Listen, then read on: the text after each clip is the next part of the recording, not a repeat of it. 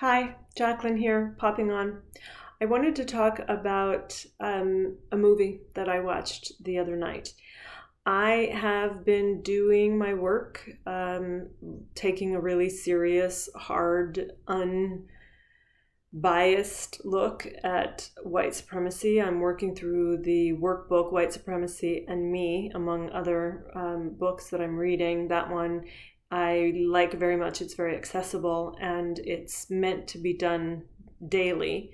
I haven't been doing it daily. However, I am working my way through, and I have a friend who we have a call regularly to sort of check in with one another. And what's happening with that work is it's changing the way that I see things like movies. So I watched a movie the other night called Troop Zero on either Netflix or Amazon, and it's a family movie. I'm guessing it would be rated G if it were in the theaters.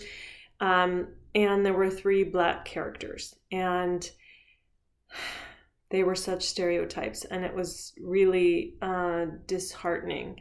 The female lead, one of the female leads, is a black woman, and she's played beautifully by Viola Davis, and she's angry.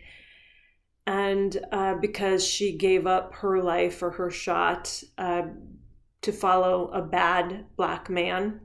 And although at the end there's some redemption for her, she realizes she gave up her shot by following this man, and she decides to go back to law school. So that's lovely. Her boyfriend or companion is a black man.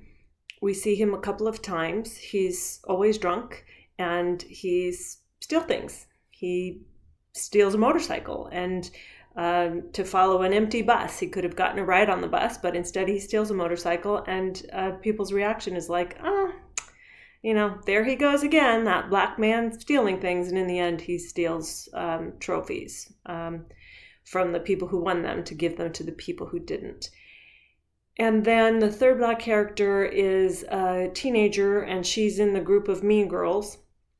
And the queen bee of the mean girls is a white girl. And the black girl is always standing right next to the white girl, and she's always saying something that nobody registers.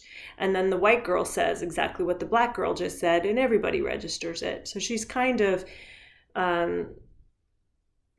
doesn't have a voice until the white girl repeats her words verbatim, and then everybody hears it.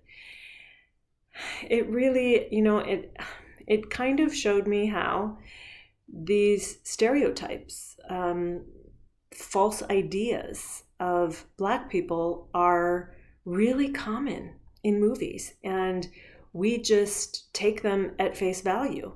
And unfortunately and sadly for me, I don't have black friends to counter or contradict what I see. So on a subconscious and unconscious level, I'm just taking in this information and believing it to be true. And that's been happening forever. That's been happening in America forever. This is how systemic white supremacy has been able to seep in and be laid down into our actual DNA is through these imagery. It's through these images and this imagery of films. And I would have watched that film last year and not had a second thought about it. Just would have been like, oh, what a great film. And I would have recommended it to my friends.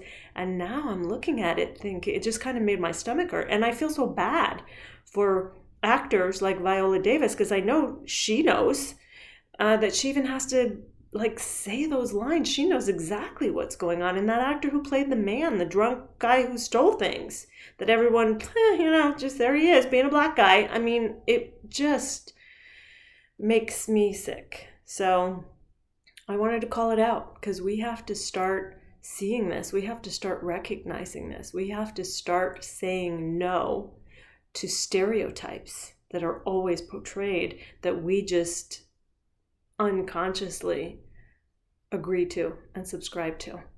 So if you watch that movie, maybe keep that in mind and let me know. Comment. I'd love to know what you all think. All right, that's my piece. See ya.